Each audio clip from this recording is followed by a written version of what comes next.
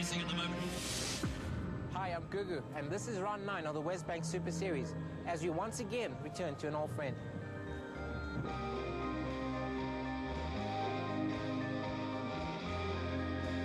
Welcome to the final round of the Bridgestone production cars.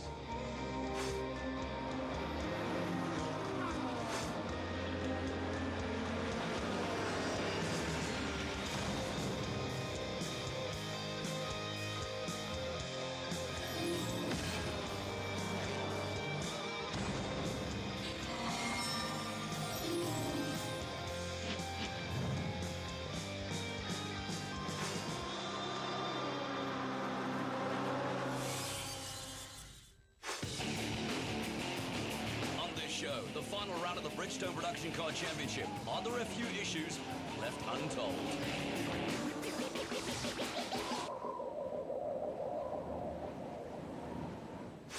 For all your information on the West Bank Super Series, visit our website www.westbanksuperseries.co.za or log on to Twitter as well as Facebook to stay in the loop, stay in the loop, and stay in the loop. With both the Class A and Class T championships wrapped up, it was basically the last blood of the season that everybody was looking for.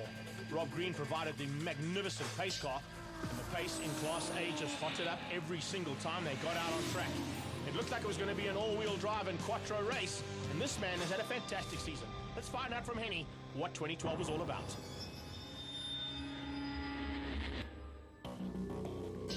I'm Henny Groenewald, racing for the Sasol Racing Team in a Subaru STI. Coming into the final round of the season, we're pretty excited that we still got a chance to fight for second place, currently lying second in the championship, and then fighting hard to keep the BMWs at bay. We've got Anthony Taylor that is within 5 points, so it's going to be quite a fight on the day to actually get the second place in this championship. At the same time, we'd like to congratulate Michael Stevens and his team for a fabulous job in the championship. They've done a superb job in getting the win at the last round, and hopefully we get a chance next year to fight him for that championship position. Myself and the team would like to thank our sponsors. First of all, our headline sponsor being Sasol. They're the guys that provide us with a product that is the leading product in our racing, with the fuels and the lubes. So we're very fortunate to have them on board. They've been an amazing company to be involved with. We've had them since last year on board on our racing cars. At the same time, we'd like to say thank you to the guys that support us in terms of the vehicle we're driving. Subaru provides us with a brilliant vehicle that keeps us in the leading bunch on the track, and we really hope for big things to come with these two companies next year. And at the same time, we'd like to thank AutoZone. They've been a strong sponsor in our team this year, so for all the sponsors, we're really grateful. They keep our cars racing on the track. It's now time to get into the racing, and qualifying is an important factor. Etienne van der Linde goes really well at Kyalami. Unfortunately, he was down in 5th place behind the newly crowned champion, Michael Stevens. So lots to look forward to, and of course, are there any more battles to take care of? I think there are. Taylor and Farid very quick around this circuit, but the man at the top was Henny Groenewald in the Sasol Subaru. So confirmation front row, Henny Groenewald, Johan Farid side by side. Second row is Anthony Taylor, the birthday boy, and Michael Stevens, the newly crowned champion. Etienne van der Linde in the other BMW, Darren Lobb alongside him. Gennaro Bonafide and Melville Priest looking to come through the field quickly. And then Chop Sapuka, Richard Pinnard in the Subaru. It's an old hunting ground. You must be quite happy to be back here. Yeah, definitely. You know, it's been an up and down season for us, but we really like to finish off with a bang and get it Sasol a well-deserved win. And so, yeah, happy to be back at Kyalami, and really seems to be a circuit that once again is suiting our car. We've had 2 circuits this year that suited our car, where it looks like it might have a bit of an edge. But the races can be quite different. Yeah, tyres are going off pretty quickly, we felt yesterday, and I think on the old tyres we're very similar to the opposition, so even though it seems like we have a margin in qualifying. Let's see if that margin is going to help him out, because I don't think it's going to, not when these guys are this close and this evenly matched. Coming up to the line, Henny Groenewald's rear view. Look at Farid, already looking to get past in the Pertec BMW. Taylor's right with him as well. Remember, this is his final race in production cars and circuit racing, and it looks like he means business. He goes up on the inside. We go on board with Michael Stephen, and he just gets mugged by everybody. Stephen not off the line there, good at all. Chopsapuka sneaking around his outside. Yeah, Taylor made that stick, and I thought that was very good, but how did he get that power down? I mean, you'd expect the Subaru to be a little bit quicker with all the drive. Well, they side by side up into 3 and 4, and Taylor is going to have to back out of it. Otherwise, he might not live to race the rest of the day. Groenewald takes the lead through turn 4 eventually, and that's when the whole shot was actually decided. It wasn't through 1, 2, and 3. Yeah, I was surprised, really, because I thought that Taylor was really aggressive on that, and he would have made that stick. But somehow, Henrik Groenewald, with all his expertise and experience, really made that count and then shut the door when it really mattered most. One thing we expected here was rear-wheel drives to go well, because they normally do here. And, of course, we've got 3 of them tucked in behind the all-wheel drive Subaru. So 2, 3, and 4 on the road, BMWs. Afrox are 2 of them, and the Pertec 1 of Johan Free. And behind him, it's actually 4. Look at that, Darren Lobb with a fantastic start. Yeah, we expected that just by the numbers. So here they come up to the top of the hill, onto the braking markers for Westbank for the first time, and Henrik Groenewald is under massive pressure. Hello, Anthony Taylor. That's how close things get in production cars. How impressive is it? There is another Pertec BMW. Now, we know how difficult that car is to drive, almost preemptive as the turbo kicks in. Really tough beast to handle. In the background, you also got the third of those Pertecs, Kish Patamba, having a good run too. I mean, he's still getting to grips with that car. And Stephen and Chopsapuka hunting down those 4 BMWs. Look at that Pinard, ahead of the Mueller Motorsport machine and of Gennaro Bonafide's Ferrodo Audi. So the 2 Audis at the back end really battling to get to pace today. Well, right now, Melville Priest, and he has shown some really good speed and setup with that car. And I expected him to be up with the big boys, and obviously looking forward to a 2013 season. But is it really on the pace right now? I don't think so. You know, I'm looking at it and thinking to myself, you know what has Vic Maharaj done with those 2 cars? He's turned a few tweaks here and there. It hasn't worked out for race number 1. He might have to do some work now for race number 2, because remember, what happens here is they go straight into a park from A situation at the end of this race, and then straight into race 2. Yeah, nice also to see Michael Stephen back to his good looks and boyish charm after that really horrendous accident he had in Cape Town. Definitely a great recovery there. Halfway stage, and nothing really has changed here. It's pretty much stations as they were, except for the fact that Michael Stephen has found a way past on Chopsapuka. Yeah, and he's the one to watch. You know, to excuse the pun, the dark horse this weekend, I reckon, because I think he's got a lot in the tank and a lot to prove, and he wants to end this season on a high too. Definitely does. The Engine Extreme team have had a phenomenal season, and they're looking to maybe get up there and finish up at the top end of this podium. It's not going to be in race number 1, though, as they hassle the back end of Darren Lobb. Lobb is under huge pressure. It's Quattro and Quattro versus rear-wheel drive, and the Pertec BMW seems to be battling a little bit to get the drive out of the corners. Maybe he's cooked those tires. We'll have to wait and see. Check how close it is. Is that rubbing? That's yeah, rubbing. That's a little rubbing. That's rubbing. Love that. That's wheel rubbing. That's awesome stuff. I think we have a little bit of yellow paint on those black wheels of the Audi, but he manages to sneak through. Or does he? No, Lobb hangs on and goes side by side with Michael Stephen. Yeah, you're not going to be able to battle Stephen on the outside of that corner, particularly not that corner, because the apex is a bit of a blind rise. How awesome is this? This is 3 South African champions going at it here. Full tilt, no holds barred. And Michael Stephen, double champion in terms of production cars and multiple karting, etc., and polos. You've got a polo champion behind, and you've got a Shelby sports car champion in the middle. Well, there is a closeness in terms of second place here. Henny G won't We'll get into the lap 4 of 6 at the moment, but right now, Henny G second place, under threat from Taylor, and a dark horse on the outside of that is Eddie van der Linde, who's about 20 to 22 points behind. And as he sneaks through on Johan Faree, he's doing his points chase a real big good here. As they come across the line, it's going to be Afrox BMWs 2 and 3, but how much longer can he hang on? Because they are side by side into turn 1. In the background, looks like Chopsapuka's had a problem somewhere. He's fallen back, and Darren Lobb is now under pressure from the second of those Subarus. That's Pinard. Yeah, and also just to be behind Chopsapuka is the underperforming Audi of Melville Priest. It just doesn't look like it's on the money. Yeah, something's gone wrong with Chops, though, because, as you said, those other 2 Audis, this one particularly, Gennaro Bonafide, hasn't quite got the setup right here for race 1, but maybe they're going to do some tweaking and get it right for race number 2. It's all important to get as many points in the bag here for these guys. And, of course, the Mueller Sports machine and, of course, Gennaro Bonafide, brand new to Class A, going really well at the end of the season. And, of course, today, Bonafide's not under pressure. I mean, Vito, his father, has said, look, you go out there and we're developing the car. They're going to have to strip that car down and rebuild it because they weren't happy when they got it. And we're going to get it all sorted out for 2013, and it looks good so far because his debut into Class A hasn't been that far off the front end of the pace. But the pace at the front end right now is massively quick. Unfortunately, we're not seeing the leaders because they've disappeared in the front end. Van der Linde, then Fourie, there's Michael Steven, and Darren Lobb and Pinard going at it. Chop Sapuka breaking the back there on the two Vic Maharaj cars, and it looks like there's a change up there because Bonafide has got past Melville Priest. Are we going to get through race one without an incident? No punches, no banging? No. You just put the commentator's curse on Michael Steven. Thanks, Steve. Very nice. And there you go. One flat front left wheel there, and even though he's got Quattro, the other three wheels will drive the car around, but I think Michael Steven might just pull in and say, you know what, let's get it sorted out. Let me start from the back and come through for race 2. And we call that a puncture, right? That's right. Unfortunately, that Bridgestone tyre has given up the ghost, and Michael Steven will have to pull into pit lane. There goes John Mayer, having a good run at the end of the season too. And also, he's in a brand new BMW, and all of a sudden has got a little bit of extra power, and he's enjoying it big time. So the final lap, and Henny G is looking for that win and protecting that second place to the man who's behind him, literally, Anthony Taylor. Yeah, the championship battle here is for second and third place on the road, remember, and second and third place in the overall championship. With Michael Steven pulling onto the sideline, no problem with him.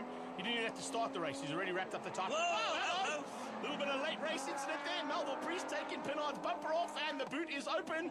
A little bit of extra downforce now on the Subaru. So checkered flag comes out for Henny Grunewald. I'm sure there'll be some talk about that one a little bit later on. Taylor in second, and Eddie and Van der Linde. Subaru, BMW. Well, we got a chance there of possibly seeing Anthony Taylor, Johan Fourie, or Chop Sapuka on pole position. This is not done yet. This looks like Gennaro is going to be forced wide. Pinard tries to keep him out. The exhaust is on the floor. Gennaro wins out that one, but there'll be a little bit of damage repairs to be done on that. Confirmation of those race results for one. Henny Grunewald wins out. Anthony Taylor, Eddie Van der Linde, Johan Fourie, and Darren Lobb. All BMWs at the front end except for that Subaru. Audi are concerned. Chop Sapuka the first of their crowd. Priest, Bonafide, Pinard, and Mayer, your top 10. You were quick in qualifying, you set pole, and you had a really tough race out there. Anthony Taylor was in your rearview mirror a few times, wasn't he? He's actually passed me on the start, which was, you know, not a surprise. We knew there was a risk for rolling start, but at the same time, there's obviously a risk for a standing start. So we opted for that. He passed me through turn 1, and I could get the drive on the four-wheel drive system, helped me going up to the old Nashua corners to get the lead again. And like you say, he pushed all the way from there, and yeah, happy for race 1 to have the Sasol Racing car up ahead. So as you can see, it's 4 cars that have been inverted for race number 2. Johan Fourie getting a great opportunity of being on pole position in the Pertec BMW. His teammate is going to go at it with Henny Grunewald, the race 1 winner. Luke is in the background. Here come the Audis. The thing is also, Henny G's also in the mix again with Taylor. Taylor's going to be right up there as well, and it's Afrox BMWs 1 and 2. Formation flying at the front end. And right on their tail comes Grunewald, and then the Pertec boys forcing Sapuka wide. Chop's not going to like that. He's going to come straight back at Darren Lobb, trying to find a way on the inside. Oh, that was close.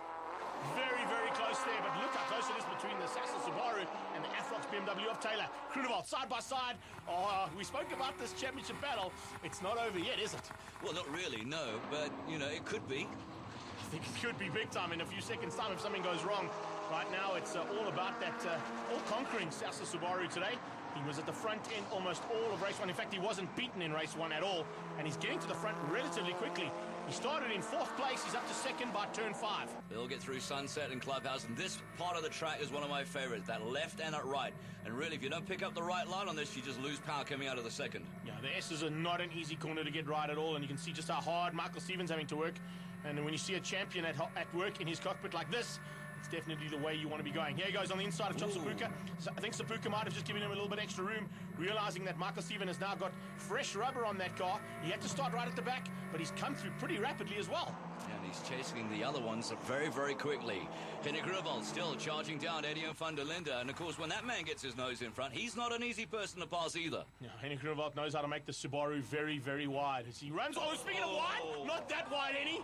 Wow, sorry about that one. That's 2 commentators' curse coming out of us today. One for Michael Steven and one for Grunewald. And one for Maloney and one for Bishop. Exactly. Anyway, onto the braking markers. Final corner and defensive driving from Taylor to keep out Grunewald and Fourie. Fourie is looking dangerous. Taylor. Oh, it looked like he lost the gear there. Didn't get it right coming out of that final corner, but managed to get the drive again. But here comes Grunewald. sneaking and just threading the Sassel Subaru between those two 335s. Wow, that was close. Yeah, I've seen a lot of different lines going through into turn one. Would you agree? 100%. But of course, when you're 3x3 going across the line, it's not going to be easy to find a line. You've got to spot it and stick it. And speaking of sticking it, in the background, here comes Sapuka, bringing Melville Priest along for the ride, trying to find a way past Lob. Lob is hassling them big time here and just going defensive everywhere he can. Is he in a 750? Because that's how wide that BM is. And at the back there, did you notice John Mayer just circulating and enjoying himself? Well, he's enjoying himself. Lob's not. He's lost the back bumper, so there's definitely been some rubbing as racing. I think it might have been between Melville or maybe even Chops. There's a bit of damage on both of the front of those Audis. But nonetheless, Darren hangs on. Chops Sapuka finding the line. Look how close this is. 3x3 through turn 2. You don't get better than that. Wow, that's awesome stuff. Yeah, and Lob fighting back. I mean, he just doesn't realize that he's beaten. He just carries on. He's not beaten. That's the thing. He hasn't given up. He does not give up. And that's what the Lobster's all about. Coming across the old start finish straight now. If you think himself, why does the checkered flag come out here? That would be awesome. Chop Sapuka has got through. Darren Lobb hasn't given up, and neither has Melville. Melville is right there and in with a chance of spoiling the day. We can't tell you enough, and we've said it before, how difficult those Burtec BMWs are to drive, and you really have to think about what you're doing. As that turbo kicks in, it can go so horribly wrong, which really just goes to show how good these drivers are. Well, on to the final lap now, and Henning Grunewald has decided, you know what, I've got to get past Taylor. I need second place. More windows rubbing there, wing mirrors rubbing there. Taylor's not backing out. He knows that this is going to be the final swan song for him. He doesn't want to go out at the back end of the field. He wants to be at the front. His teammate is leading. He wants to make it Afrox BMWs 1 and 2 across the line for race 2. Yeah, certainly rumours afoot about Anthony Taylor leaving production car racing, and maybe we can shed some light onto that a little bit later. Yeah, it looks like he's going to be concentrating on his off-road career, which is a great one. He's been in motorsport for nearly 25 or 26 years, so definitely a long-standing relationship with circuit racing, and now deciding to head off into the off-road stuff. Yeah, I would say he is the consummate pro. Awesome driver, and definitely one of the best and biggest competitors on the track. And you can ask Kenny Grunewald all about that, because he knows exactly how hard he is to get past. All right, but back to the action at hand right now, and still a little dice going on between the Subaru and the BMW. Look at the wet slides. Even that all-wheel drive Subaru is starting to get a bit squirrely there. You can see that the Bridgestone tyres are taking some serious strain there, because the drivers are putting them under massive strain, and so is the track. Remember, it's a very hot day here today, and these guys are really going to start feeling the effects of 2 races in a row. All right, question for you. Can you see Michael Stephen anywhere at the moment? Unfortunately, a little bit further back, but he doesn't have to worry about that. He's in 4th. Oh, Grunewald's gone! Grunewald has blown the turbo there by the looks of things. Big water and spray out of the car. That is that turbo. Game over. Speaking about the heat, that's probably what's caused the problem. Well, the reason I was talking about Michael Stephen, and had you seen him, he's just stuck in the fastest lap of the race. And look where he is. Yeah, pumps him up to 3rd place. Faree's going to move up to 4th place. So it's BMW's 1, 2, Audi in 3rd place. They're going to be happy about that, because remember, the first time the Audi showed up on the result panel was in 6th place in race 1. So a big change up there, and moving up another 3 positions up the grid. Well, in my personal opinion, when we come back to the indiscretions of the car for Subaru, checker flag goes out for Eddie and van der Linde. The 2 BMWs, Afrox team will be happy about that. But Henning Grunewald, they've got problems with the car. Do you think maybe a rethink, new cars coming up for the new season, maybe? Good possibility. We'll have to wait and see as they get all sorted out for 2013. Confirmation of the results, though, Etienne van der Linde and Taylor, BMWs 1 and 2. The new champion in 3rd place, Faree in 4th. And Grunewald eventually limped home to 5th, keeping the Subaru in the top 5. Chop Sabuka, the other Audi, Melville Priest, Darren Lobb, Richard Pinnard and John Mayer. Results of race number 2, and a very smiling Eddie van der Linde. You looked really good out there today. Race win, that's what you were looking for. It's a good result, the first one. Made up 1 spot, and then started in 2nd for the 2nd heat, and got a good start. Managed to get the lead on lap 1. Had Henny Grunewald all over me. I knew he had much more pace, so I just had to go defensive and let Anthony start worrying him, and that allowed me to focus ahead and just pull a bit of a gap while they were fighting. And yeah, apart from that, the car ran well, and yeah, good result for Team Afrox BMW. Join us right after this for Class T action, races 1 and 2.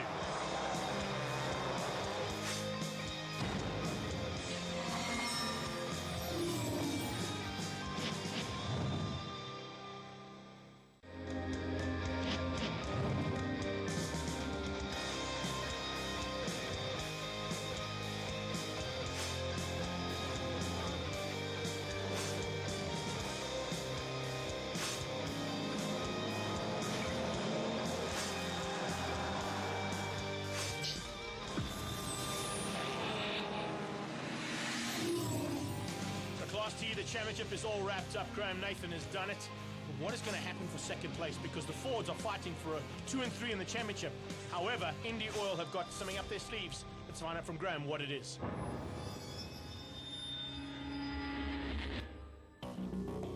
Hi, I'm Graham Nathan. I race the Centro Indy Oil Golf 6 GTI. Had a great year this year. Tucked in really hard at the beginning, put a whole bunch of pressure on the Ford team, and they were the rivals pretty much the whole year. Gary put his head down and tried to beat us. I had to try and take my championship back that I lost to him last year, and he knew that it wasn't going to be easy. I had a hard year. We had a great year and a hard year with regards crashes in Durban, especially when I rode into my ex-teammate Johan Ferree in Durban with a 6. But none of this is possible without the sponsors, Indy Oil, Centro, RGM, Peter K. Estates, Ferodo, Ed Hardy Energy Drink, and then just my team, everybody involved in the team. Dean Jeffrey, my wife, I always forget to thank my wife. Thank you very much for the time that you let me go and play, because you know, somebody's got to work while I play. That's just how it is. Yeah, everybody involved. I'm sure there are many that I'm going to leave out, but thank you to all those that I leave out. Great series to race in, and if you want to go and race for the best in the world, come and race production cars.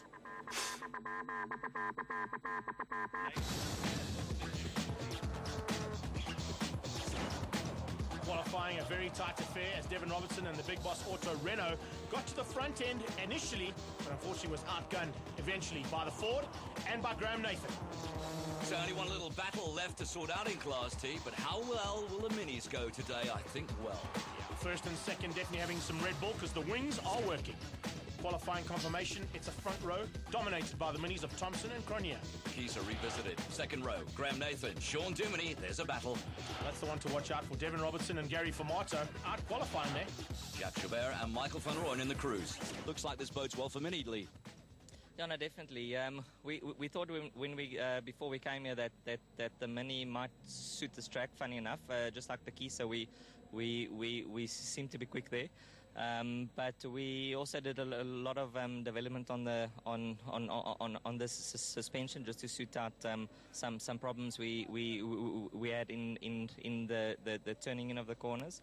It's all paid off. We've got a 1-2, so you can't ask for any more. Do you set the cars up the same, really, Gavin? We follow each other quite closely, but obviously every development is you do as you go on your own. And the instruction was quite simple. We need to put Mini in the front this weekend, and we've come here, we've done it. So the races are what count, but this is the starting point. It's a great starting point to be in, but the point to bring up right now is the fact that we are fighting here for second place in the championship. The Fords 1, 2, and 3. But I think Graham Nathan has got something up his sleeve and wants the man alongside who we're on board with right now, Gary Formato. Jacques Chabert has to come through if they want to get that GTI into third. Well, everybody in the pits has been talking about the bearing of Formato and Graham Nathan protecting their two stablemates, being Jacques Chabert and Sean Duminy. But somehow I don't think it's colour. But look at that. Boys are on the pace. Magnificent. Nathan sliding out of turn 2, hanging on, keeping out the two Fords. Devin Robertson around the outside. Chabert, that's the Stigler on his inside. Here comes Michael van Rooyen. Now this Williams Hunt Chevrolet Cruise has had its ups and downs, but it seems to be on the up and up every single time it gets onto the black stuff. Yeah, they're still tinkering. They certainly are, and I think whatever they're doing in that team is starting to work out. Nathan again sideways. Kind of, well, we say that Kusi Vaz is the only man who can drift a front-wheel drive car. Graham Nathan will tend to disagree with you. Greg, that is the greatest advertisement for motorsport in South Africa. When you see somebody, do that with a car. Yeah, get that sideways, that's the way. Oh, Germany's getting involved as well, and so is Stiglet. He's got pressure coming from that Sparko Big Boss Auto Renault. And Devin Robertson also improving every single time he's got out there in the Renault. Massive improvements in that car, but as I said, Michael van Rooyen will be a force to be reckoned with today, especially here at Kyalami. All right, coming into this championship, of course, the Class T battle was all about third place. We mentioned it. Sean Duminy, Jacques Chabert, probably a point in it, but with qualifying, maybe 3 points in it. So it's really close. That's the battle in Class T right now. And then, of course, Pride. You can see it's Pride. It's Chevy versus Ford. Yeah, the Chevy goes on the inside. Germany has that to give that up. Gary Formato, he's now got the role reversed. He is sitting in the defensive role, maintaining that position and keeping the Stiglet out. Look at that. The second Indy Oil GTI is behind Formato, and Formato's going to make that Ford ST Focus very wide and not let him through. And it looks like Devin Robertson's going to help out, even though that wasn't part of the plan. Yeah, well, Nathan will be there, Jacques Joubert will be there, but of course Jacques Joubert needs to be a little bit more aggressive right now. He cannot afford Sean Duminy in the place. But Formato's, as you say, making that car wide, he's got to bring a bit more pressure on Formato. No pun intended on the afford, because he has to get through on the afford. Otherwise he's going to be in massive trouble. GTI and Volkswagen want first and third in the championship. They don't want to hassle and make sure that Germany is kept out of this. And this is exactly what Gary Formato is doing to perfection. He is sitting right on the bumper and not letting that second GTI through. Well, as you said, the same can be said for Ford. I mean, they want a second and third in the championship, you know. Hasn't gone all their own way, but Formato had a brilliant season last season. Gary Formato's having a fantastic end to the season too, because he nearly pipped out Graham Nathan. Nathan winning it out, remember, down in Cape Town. And it's now up to his teammate, the second of those Indy Oil GTIs, to see what he can do and make Volkswagen proud. If he gets up to that third place, it'll probably give Volkswagen the overall manufacturer's title too. Yeah, great stuff. Halfway through it, and still the Minis are dominating, as they did when they came onto the scene in Pekisa. Outstanding, raised a few eyebrows. They've had some ambient temperature problems, and they seem to have sorted that out. But look at them right now. Really impressive stuff. Except for Cronier, who's just pulled to the sideline. Oh, no. He did it again. I can't believe they did that again. Anyway, Gav Cronier on the sideline. There comes Michael van Rooyen. Look at how well he's going. That Williams Hunt Chevrolet Cruze is absolutely hauling, and it's starting to close onto the back end of Graham Nathan. Stigler trying everything he knows. He's pushing as hard as he can. Doesn't want to break the car, but he also wants to try and catch those two Fords. And it looks like he's let Devin Robertson through and gone with him. Yeah, well, we know that Devin can drive, and also that car going through development as well, and we're looking forward to great stuff. And also rumours are of maybe a couple of more Megans coming in next season, which will just boost this already impressive field. Yeah, can you imagine 2 or 3 of those playing around here as well? It'll be awesome to see, and I know that Big Boss are working hard to get 2 more onto the track for 2013. Hard on the brakes, into the bowl. Look at how things close up here. All of a sudden, it's got real tight. They've come up on Patamba, who's now circulating at the back end of Class A. They go past Kish. No worries there at all, and a big driving machine there as he gets passed by 4 Class T cars in full flight. Race 1 of Class T, 10 points at stake, imperative for Jacques Joubert and Sean Duminy. It's not looking good for either one of those two right now. Right now, I think Jacques Joubert is thinking to himself, come on, Devin, help me out here. Get that Renault ahead of one of the Fords and just slow it down a little bit. I don't quite have the pace to run with the Fords, and we know the Fords have been really quick all weekend. So let's see what he's able to do. Devin Robertson backs out slightly. A little bit of a problem there for the Renault. I'm not quite sure what went wrong there, but he has backed out, and Joubert had to go around the outside and through turn 2. I don't know if you noticed also, but Cronier got that Mini going again. He has, and he's right on the back end of this battle as they get into the final lap. 2 Fords, the Mini and the GTI 5. Wow, this is awesome stuff. Castrol Fords, Indy Oil GTI, and Castrol Mini. It's the battle of the oils and the manufacturers here. Yeah, I never looked at it like that. That's very clever. Coming up into turn 3 and 4, Formato has done a job to perfection here. Is he going to throw it away? Oh! Wow, it gets close between the two of them. Oh, Joubert tried everything. He had a go, but unfortunately it hasn't worked out for him. And has he been able to get back and going again? It looks like it might have gone into limp mode there. Hopefully the Stigler can get it going again. He doesn't want to lose any more championship points to this man. Germany has now got a plain sailing. He's got his tail gunner right there and keeping the Mini out. And that's exactly where Formato has to be. But Cronier sneaks through. Yeah, you're not going to stop that. I mean, the low center of gravity, that Mini's really on it at the moment. Whatever happened to Cronier. But the danger is right now, what a disappointment. I think he was over-aggressive. I'm talking about Jacques Joubert right now, and it might have cost him big time. As we head into the final lap and the final half of this lap, Germany is under pressure. We could see a maneuver here from Gavin Cronier. Michael van Rooyen saying as well, that's third place. This is the third place battle now. They're going to go past Michael van Rooyen like he's standing still, because he is almost standing still in that Williams Hunt Chevy Cruze. Something's gone wrong on the Chevy. And didn't you say earlier on that was going so well? It was. 2-2. I don't know. Yeah, we just can't get it right today. These guys are not playing by the script. Cronier moves to 3rd, Germany to 4th. And what a recovery here from Gavin Cronier. We can see just how well, whoa, there's a bit of damage. I think that's from the Class A boys, but let's not get into that one. We saw that earlier on.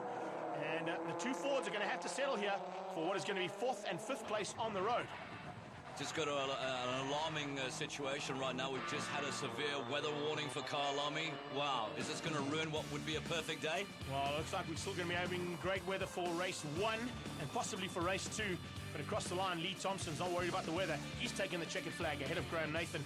Nathan very comfortable in 2nd place, sitting on Lee Thompson's exhaust pipe. Gavin Cronier, what a recovery to 3rd place in the Castrol Mini. Sean Dermody and Gary Famata will finish up the top 5 in 4 and 5. That's exactly what they need to do. Further back in the race results, and cars that did suffer some problems, was Jacques Joubert, Michael van Rooyen and David Robertson in the Megane. A lot more sprint race to go, but Lee, you didn't look like you were in any kind of trouble at all. No, it went fairly okay. It's a pity Gavin's car, the throttle's stuck open apparently. But the Golf still looks strong race pace like it always does. I see they're putting new tyres now, so I think it will be quick. Take as it comes.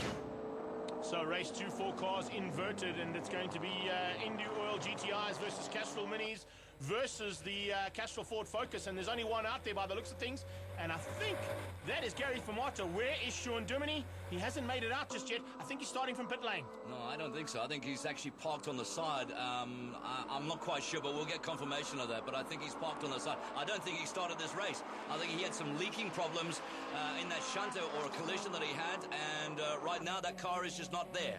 Well, Nathan just opens up the door and allows the Stiglet through, and now we're going to see the reverse of the roles with the team playing. And Gary Famata wants to go hunting for the Stiglet, but Nathan is going to make that GTI 6 as wide as possible to try and keep him out. But if he doesn't look in his left-hand mirror, he's going to be seeing some serious problems coming from the Chevy Cruze. And what did they do on the line to sort that car out? Whatever they've done, it's been sorted out proper. Well, if there were problems on Dermody's car as well, they also had 5 minutes to sort that out with the two mechanics coming over the wall, but that looks like final, and he's not there. And Jacques Joubert, will he know? Will they be able to radio him and tell him, look, Dermody's out? Exactly what they would have done. They would have got on the radio and told him exactly what's happening, and Michael van Rooyen, I think, is on the radio going, get this big man out of my way. I need to find a way past. It's not easy to do, Mike.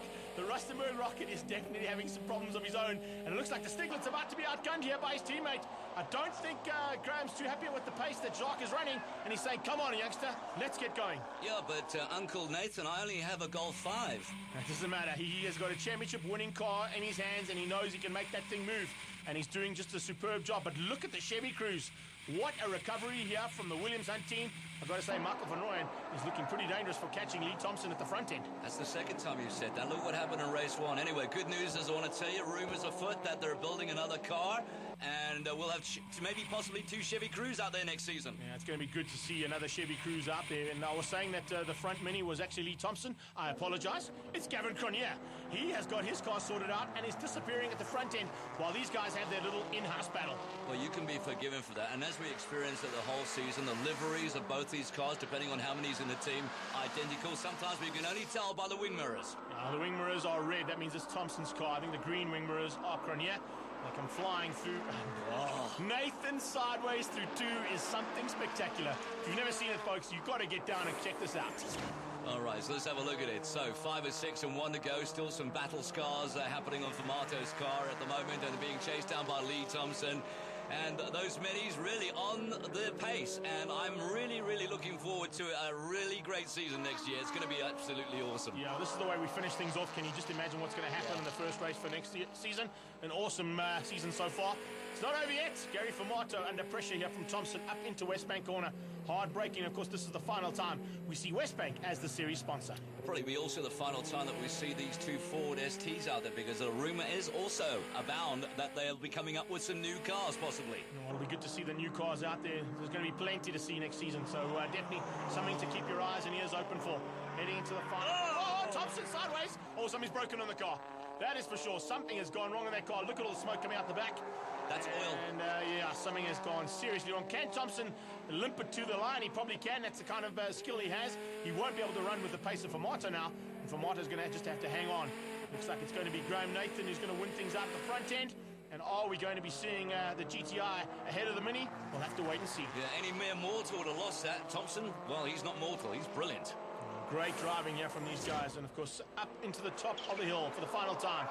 This is Cronier, our leader. He's run wide on his own. Has he got a problem too? The 2 Minis at the end of this race are starting to have some battle scars, and there's a little chink in the armour. You can't show any chink in the armour if you've got Graham Nathan behind you. Oh, hell no. Coming down into the braking markers, Nathan. And looking back, there is no one in sight. That's exactly how it's been a lot of times this season. He's managed to get away from the rest of the field. Hard on the brakes, comes up on the back end of Cronier, and Cronier, unfortunately, is probably going to have to give way here because Nathan is definitely in the quicker car. Whatever's gone wrong, has gone wrong just at the wrong moment there for Gavin Cronje. He's led from start to finish until the second last corner. Yeah, Cronje doing the right thing, and of course that's just called respect. Coming through, the champ is going to take a victory here. It's a nice way to cement the championship, I suppose. Come to the final round and say, well, look, I don't have to be involved in this championship. I've got it sorted out, but I'll take a victory if you want to give it to me. Cronje comes through for second. Third place is going to be Gary Formato. Formato pulling away there from the ailing Lee Thompson. And in fact, Lee Thompson was caught not only by Gary Formato, but also by Devin Robertson and Jacques Joubert. There's confirmation of your top five. Nathan, Cronje, Formato, Robertson in the Renault, and Jacques Joubert. Really, literally on the last lap. What happened? Well, we had an alternator issue from about lap 3, so I knew I was losing electricity. Had to just put my head down and go for as long as it possibly could. Unfortunately, last lap, we lost power steering and ABS up in Westbank. And then, obviously, the brakes, then obviously we started locking. And Graham obviously got me just to the line. I'm ecstatic, though, because we ran old tyres through the 2 races. The other guys went to new, and we've got pace. So I think they've got something to worry about. You did mention the fact that Hurricane Wally was coming. It hit big time for race 3. Coming up after the break.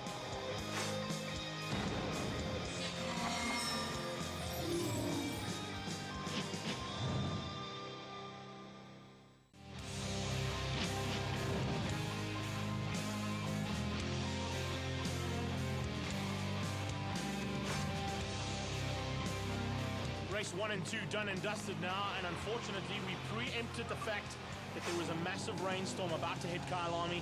It came, and it came big time. Well, severe weather warnings, and Kyalami is notorious, and from a certain direction, this is going to be ugly. In the meantime, let's go one-on-one with your 2012 champion, Michael Stephen. Hi, I'm Michael Stephen from the Engine Extreme Terry Moss Racing team, racing in the Britain production car Class A category. This year's really been a great year. Having won the championship in 2011, our aim was to come back in 2012 and repeat that victory. A big thanks to the entire team, the main sponsors, Engine, Sorgosan, Terry Moss Racing, Audi, Luke Clutches. Without them, none of this would be possible. And also, the guys back at the workshop, Terry Moss himself, the mechanics.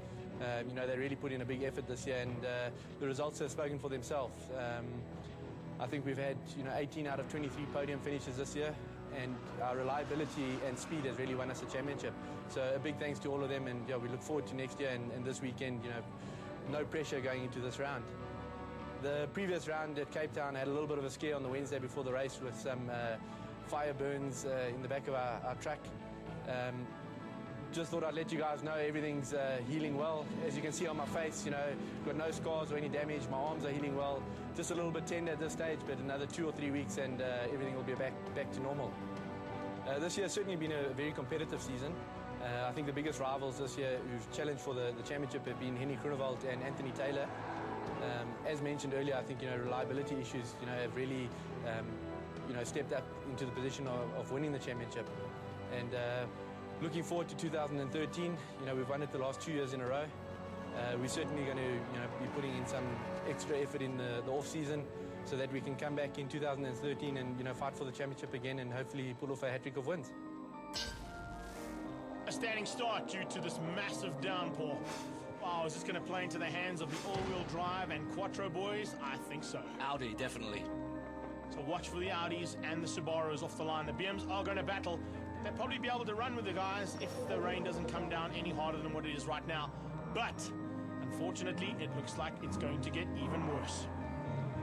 Yeah, the radar that we were getting, the pictures indicated a very, very severe weather storm. So I think it's just going to really bucket it down. And this is probably one of the worst places to be for the simple reason we haven't been here a while. And what happens when the rain comes, all the surface oil comes to the top.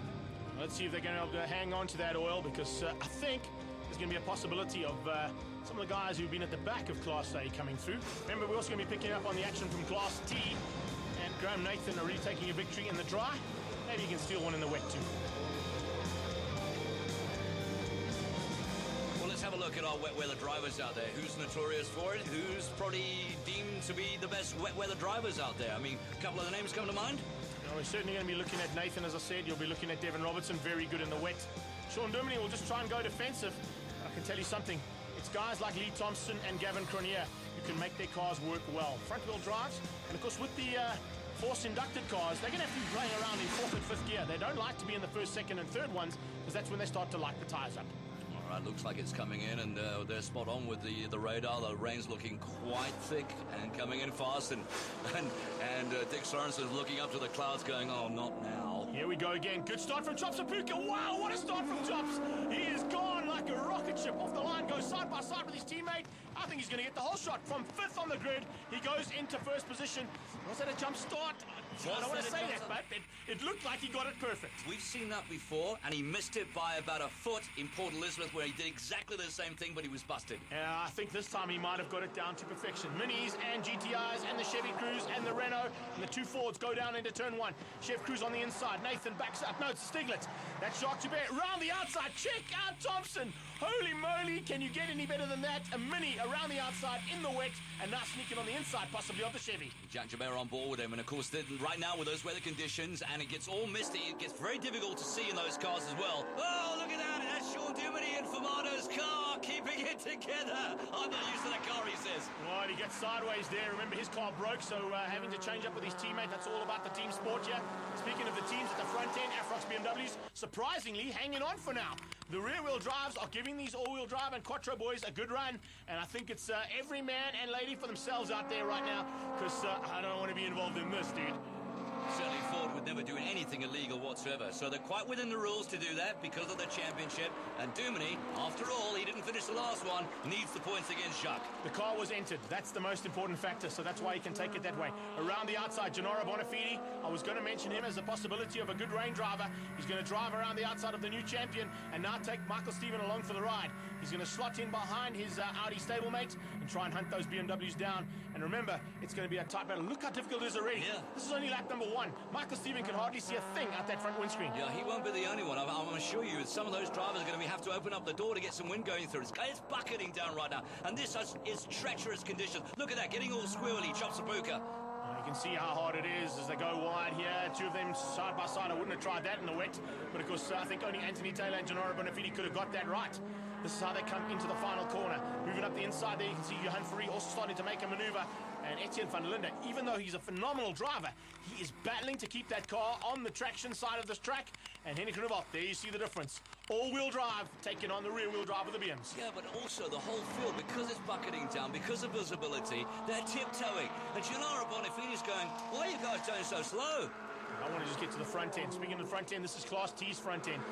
And the battle, remember, is all about Duminy and Jacques Joubert. Right now, Jacques Joubert, where he is perfect. Ahead of Duminy will give him 3rd place in this championship. And in fact, if something goes wrong with either of these guys, it'll be tears for them. Yeah, well, they want a clean sweep in as much as they possibly can. A 1st and a 3rd would be ideal for them, and a great thing for the sponsors as well. But you know what? It's racing. It's exactly what it is, and you just got to go out there and do your best. But what I have been impressed with is the big boss auto McGann, Devin Robinson, and as you quite rightly said, you pointed him out to be a good rain driver. Yeah, he's a very good rain driver. In the background, Duminy battling with conditions. Look at that forward, sideways in the background. Oh, Sean is having some fun and games out there. It must be awesome to drive in these kind of conditions. You don't normally get to do it very often. And a lot of these guys, you know what, they actually wait for the rain. As soon as it does start raining, they try and get to a circuit to get a bit of practice in, just in case of days like this. Well, they are racing the same tyres that they would use normally in dry weather conditions, which makes their driving right now even more impressive. Yeah, definitely impressive stuff here. Chops Apuka trying to keep out Henny Groenewald. Groenewald in Pinard's car due to the fact that his own Subaru broke, and now doing the same kind of thing as what we saw from Duminy in Class T. Remember, he's still up for grabs. 2nd place in this championship could go his way if he can keep it where he is right now. And whoa, it's getting real. Wow, that is amazing stuff. Sideways action from Sapuka. Got it down very quickly, didn't it? And of course, no information coming to deem that they changed cars. We've noticed the fact that the wing mirrors are the same as Pinard's car, so they can't catch us out, can they, Greg? No, we are pretty much on the ball there. Look at these different lines coming through here, trying to find drier lines. Even Gennaro Bonafide running wide and looking for that slightly... Where do you see a gap here? You cannot see the car in front of you, Gennaro. What are you doing, pal? You can't drive at this kind of pace. Yes, I can, says Gennaro. See? What is that word mean? Yeah, there is no visibility whatsoever. How are these guys coping with these conditions? This just shows world-class racing and world-class drivers. Well, a lot of them take out the demister box in their cars because it weighs about 12 kilos, so they're looking for weight. I bet they were wish that it was in there now. They're all praying going for it now. But, of course, windscreen wipers are in full effect. And look how hard they're having to work there. Gennaro Bonafide going at it with Chop Sapuka side by side here. Touching. A little touch between the two of them. This could end up in tears of these guys, and we don't need any much more water than what there is right now. That is for sure. Yeah, well, I saw Bonafide in the second race pointing his finger up, and I don't remember who it was. Actually, I do, but I'm not going to tell you. They come up onto Clubhouse corner out of Sunset. The sun has gone. It's not going to be seen again today. And Bonafide gets tapped. They're onto the grass. Quattro's in full working order there. The two of them getting real close. Those S4s are giving it everything they can to catch out the man in front. And Bonafide has now made his way through on Chop Sapuka. Sapuka falling by the wayside now. Will we see Bonafide close on Henny Groenewald? Yes, we will. Halfway stage of the race, and Groenewald is under pressure from that Ferraro Audi. Yeah, and Henny can drive in the wet as well. We know that. It's definitely, as we said, it's going to be an all-wheel drive affair. And Subaru and Audi for the lead. Here's the maneuver on the inside. Gennaro's gone. He's got him. Gennaro Bonafide is going to hit the front of Class A for the first time. This is great to see. Can he keep it all together now? He runs wide. Oh, my goodness. How is he going to keep it together if he runs wide? Bonafide going at it. And right on his tail, that Subaru is thinking himself, well, if the youngster's going to make mistakes like that, I'm going to capitalize. He's run wide again. Oh, Steve, what is he doing? This is it. Hit third gear. Just bury it. Keep it going. He's done it. Awesome stuff, Bonafide. Unbelievable. That should have gone into the tyre wall, and it hasn't. And he's back, and he's still in the race. And now, mission one, catch Groenewald again. Or catch Sapuka, because Sapuka got through. He's back to third. Oh, man alive, this is phenomenal racing. This is a way to end the season of note. And speaking of problems in the back end, hello, Afrox BMW being caught by the Mini. That's a bit of a concern. The rear-wheel drives are really battling. Look at that. Aquaplaning through Sunset Corner. Wow, how do you hang on to a car when it's doing that? Yeah, I don't think you can see either. I bet you the visibility in that BMW is really, really terrible right now. He's battling big time. Van der Linde as well as Taylor. I saw Taylor's door open right there. Yeah, Cronje goes on the inside and he's hanging on and he gets through on the first of the BMs. Thompson in the background saying, well, if Cronje can get through, maybe I can catch Van der Linde. Look at this. You can hardly see a thing out here. What are Etienne Van der Linde and Anthony Taylor going to do? There is no visibility whatsoever. And, of course, with the rear-wheel drives, they're just lighting up every single time they get on the power. And a nursery rhyme comes to mind. 3 blind mice. Yeah, exactly. I don't know if these guys are going like mice, but they are tiptoeing around this track. It is very treacherous conditions out there. And, in fact, it looks like we're going to be seeing the Minis outgunning the BMs. Class T is probably where you want to be today, unless you've got an Audi. What I am impressed with... Oh, another slide for Sapuka. Here comes Gennaro again. This is amazing stuff. Onto the brakes into the final corner. Gennaro takes that outside line. He's going to try and power around. He does. He powers around the outside of Chop Sapuka. Sapuka four-wheel drifting out of the corner. This is what it's all about. Check out the crowd on the sideline. They are loving this. Yeah, and it's not over. How many more laps have we got? I've just got so excited I forgot. Well, we've got about 2 to go as they cross the line there. And Chop Sapuka, unfortunately, had no answer to the Ferraro Audi. And it looks like things are changing up here as well. There we go. Taylor's door is wide open. He cannot see a thing. Man, unbelievable. Oh, careful, Gavin Cronje. You don't want to end up in the back of the BMW, that's for sure. Goes past him in a brief. Yeah, definitely. It goes to say, Taylor can't see. He's out of this. You can't race a car if you can't see. I can tell you what he's doing. He is racing apex to apex. He's spotting the red and white stripes on the side of the track and using that to judge where he needs to brake and where he needs to turn in, because he cannot see anything else. Now that the Mini's in front of him, he might be able to use the Mini to a slight advantage and follow the brake lights. But he has to worry about the fact that the second Mini of Thompson is coming like a stealth bomber because his headlights are not working. And I think a couple of times they didn't see Lee Thompson coming at all. Yeah, are they really headlights? I mean, it's just maybe a sticker. I think he's put a sticker on the car, saving another 5.5 kilos on the front end of the Mini. I'm only joking. They're so shrewd. Right, looks like Thompson is going to find his way ahead of the second BM down the little mine shaft. And that's something you're not going to see every day of production car racing. Well, I mean, Thompson has got no way past at the moment, but does he really want to? Because, I mean, Taylor's driving apex to apex, and Lee Thompson's following around. If he goes past him, will it be any better? I think he'll probably wait a little bit and maybe use Taylor. But look, Taylor's just saying, come on through, because whatever you can see, I can't. I don't know what you're seeing. Even Thompson's opening the door now. It's kind of door open, and no pun intended when he opened up the door to get through on him, too. Funny thing is, we said that Class T was touring cars without wings. Now they do. Yeah, they're coming in here big time, and what a great bit of driving here from the two mini boys. As they come across the line, they've got ahead of the two Afrox BMWs, and, well, Donovan's going to be happy about one thing. All four of his cars are still out on track and circulating with 2 laps to go. And speaking of 2 laps to go, look at how close it's getting at the front end. Yeah, Gennaro Bonafide, I mean, magnificent performance. I mean, who would have thought... Henny's run wide! Henny's run wide in Pinard's car. That's going to open up an opportunity. Gennaro hits the front this time. Hopefully he's not going to outbrake himself. Twice. Yeah, that's exactly it. Right, so for the first time in his career, he now leads officially, because he only led for about, 500 meters. He's now gone slightly longer than the last time, although he runs wide again. How do you keep these cars on the silver stuff? I would love right now to be watching Vito Bonafide's face. Oh, man, just have a look on the pit wall as we come down. He'll be the man jumping up higher than anybody else out there.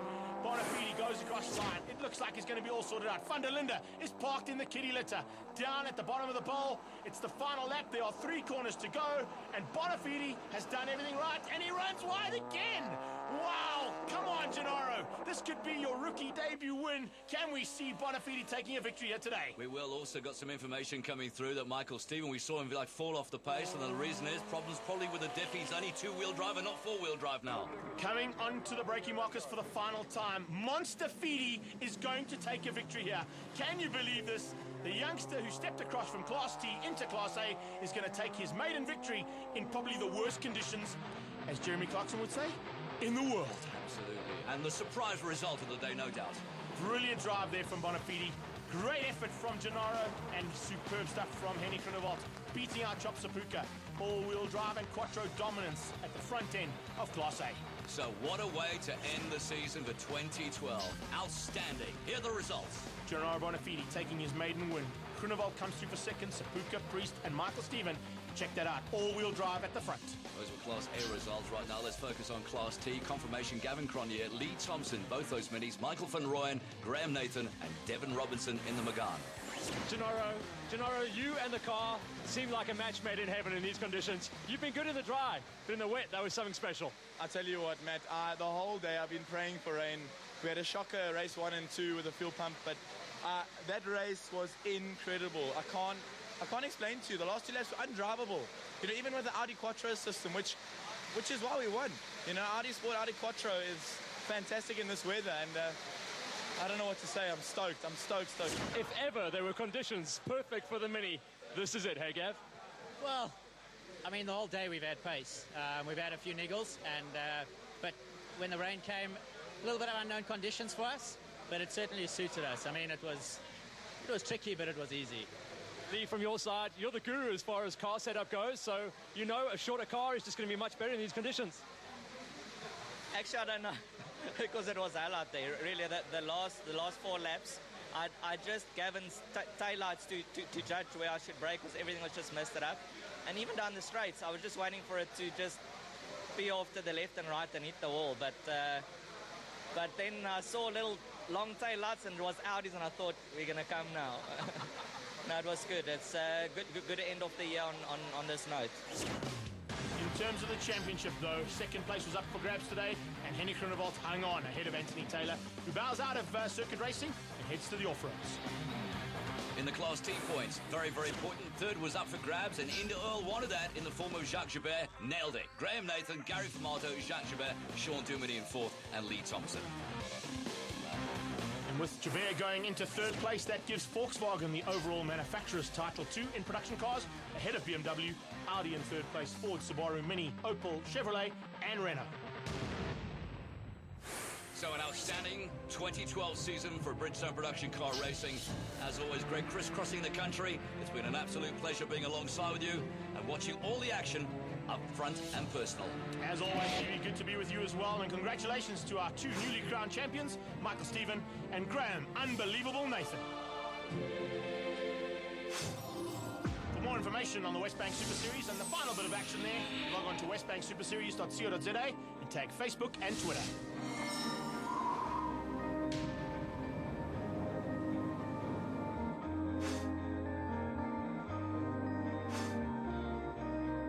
That's a wrap of the 2012 season of the Bridgestone production cars. Next up is the Engine Volkswagen Cup, as well as the V8 supercars, including the Shelby Can-Ams. And we also bid farewell to Westbank and thank them for their involvement in national motorsports racing in South Africa. We wish you well in your new direction, and hopefully someday you might be back.